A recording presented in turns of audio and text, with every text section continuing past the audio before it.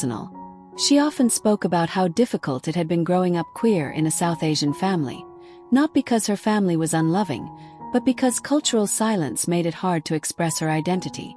By speaking openly, she hoped to break that silence for others. Her emotional honesty also led to powerful moments on tour. In one city, after finishing a particularly moving performance, she took a moment to address the audience. Voice trembling, she said, "I used to hide everything that made me different.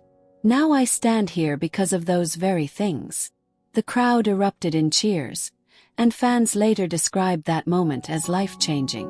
Clips of the speech went viral, becoming an anthem for self-acceptance. As Lara's journey continued unfolding, she wasn't just becoming more famous, she was becoming more herself. With every stage crossed and every boundary broken, she grew into the kind of artist she once longed to see as a child.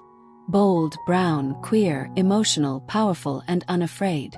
Her story, still in its early chapters, continued inspiring millions who saw in her not perfection, but possibility. And as she looked ahead, toward her solo debut, future albums, and new creative ventures, Lara Raj carried with her the same fire she held as a little girl, the belief that her identity was not something to hide, but something to illuminate the world with.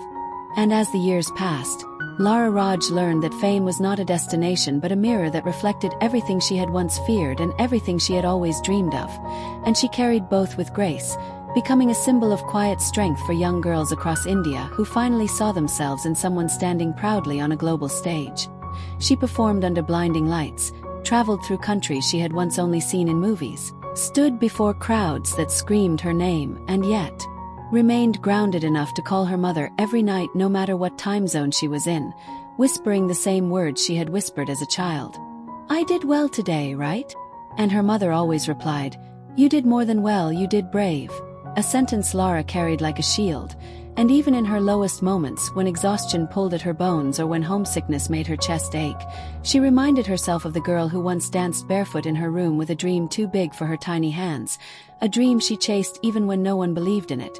And now, every time she stepped on stage with Cat's Eye, she felt that little girl inside her smile because she had not only reached the world but touched it, changed it, inspired it.